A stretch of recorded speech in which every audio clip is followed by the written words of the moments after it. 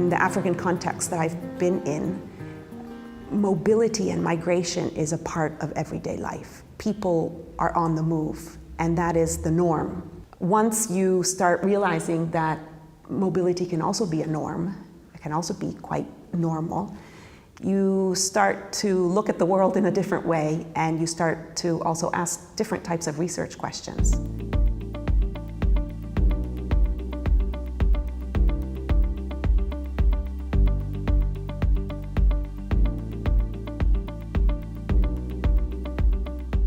Studies that look at how mobility affects youth usually tend to simplify the way they look at the mobility of youth.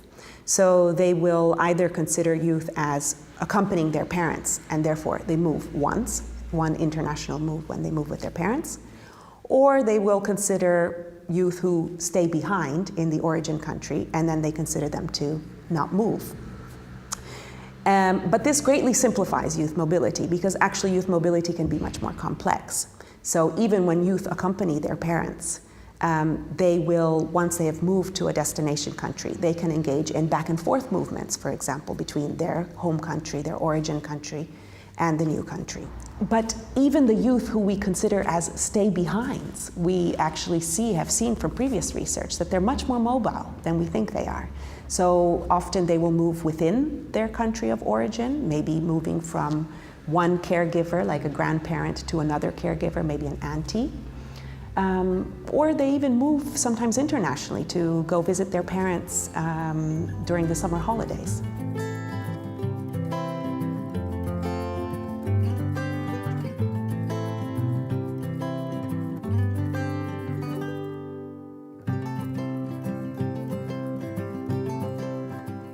What we want to do in the MO-TRAYL project is to actually investigate this complex mobilities that youth engage in and look at how this affects their life chances. And by their life chances, we're particularly interested in looking at how their educational trajectories are affected, by looking at how their social, psychological well-being is affected, as well as their school-to-work transitions.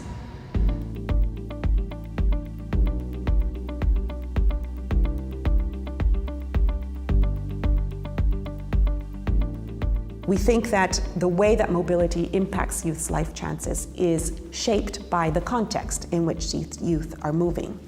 And that means that school systems and the way school systems deal with mobility, as well as migration regimes, that is, all that is related to migration policies and how countries deal with migrants within a national context. These two domains, so educational policies and migration regimes, are going to impact the way that mobility affects youth's life chances.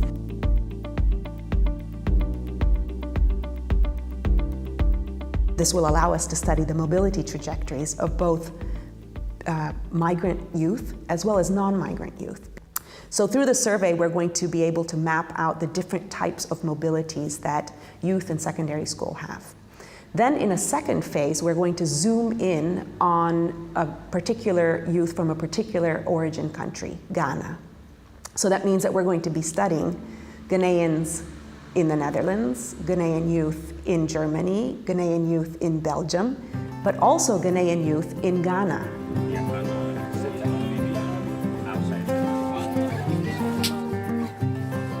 One of the innovative aspects of the MO-TRAYL project is the fact that we are actually collecting data and doing our research in both the origin country context as well as the destination country context.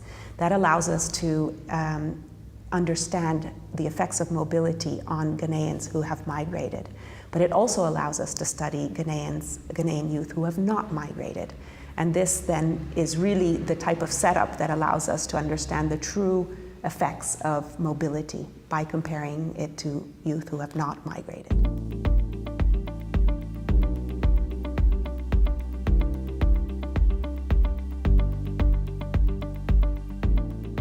With this knowledge, we would like to be able to also have some practical contribution, which is, for example, to policymakers or teachers and people working in schools to think about how best to deal with the mobility of their students. Another domain that we would like to contribute to is the domain of migration policy, and so understanding what migration policies can lead to better life chances or can help to foster more likely positive life chance outcomes is one of our aims.